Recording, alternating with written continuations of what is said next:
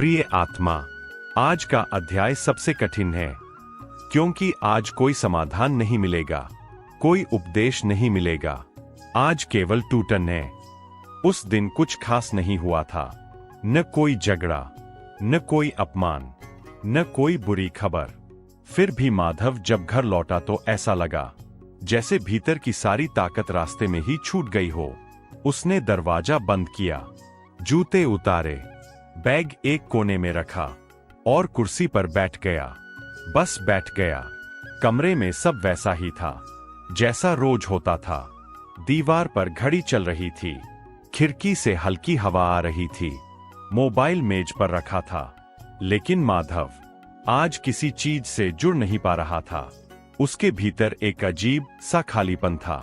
न दुख, न क्रोध, न डर, बस थकान। यह शरीर की थकान नहीं थी, यह उस मन की थकान थी जो बहुत दिनों से हर चीज संभाल रहा था, हर परिणाम, हर संभावना, हर डर। आज मन ने बस इतना कहा, अब नहीं। माधव ने मोबाइल उठाया, कुछ देखने की कोशिश की, कुछ पढ़ने की कोशिश की, लेकिन शब्द उसके भीतर नहीं जा रहे थे, क्योंकि आज मन लड़ने की स्थिति में नहीं था। आज मन हार मान चुका था। अचानक, बिना किसी चेतावनी के, उसकी आंखें भर आईं।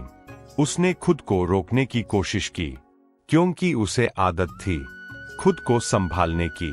लेकिन आज आंसू नहीं रुके। कोई सिसकी नहीं थी, कोई आवाज नहीं थी, बस आंसू धीरे धीरे गिर रहे थे। माधव रो इसलिए नहीं रहा था कि कुछ बुरा हुआ था, वह रो इसलिए रहा था क्योंकि वह बहुत देर से मजबूत बना हुआ था। वह बहुत देर से यह दिखा रहा था कि मैं संभाल लूंगा। आज वह थक गया था इस दिखावे से। उसी रोने के बीच उसके मुंह से एक वाक्य निकला, मैं अब और नहीं संभाल सकता। यह वाक्य कोई शिकायत नहीं था, यह कोई प्रार्थना नहीं थी, यह एक स्वीकार था। यही वह क्षण होता है जिससे लोग डरते हैं, क्योंकि समाज ने सिखाया है, मत टूटो, मजबूत बनो, रोना कमजोरी है। लेकिन जीवन का सत्य कुछ और ही है। जो नहीं टूटता वह बदलता नहीं। माधव उसी कुर्सी पर काफी देर बैठा रहा। न उसने आंसू पोंछे, न उसने खुद को समझाया। पहली बार उसने कुछ नहीं किया, और यह उसके जीवन का सबसे बड़ा कर्म था। उस रात उसने पूजा नहीं की, उसने भगवान से कोई सवाल नहीं पूछा। उसने बस आंखें बंद कीं और चुप बैठा रहा। यह कोई ध्यान नहीं था, यह कोई साधना नहीं थी, यह हार थी। लेकिन यही हार उसकी मुक्ति की शुरुआत थी। प्रिय आत्मा, यह समझना बहुत जरूरी है। टूटन कोई दुर्घटना नहीं होती। टूटन तब आती है जब अहंकार थक जाता है, जब मन यह स्वीकार कर लेता है, मैं सब नहीं कर सकता।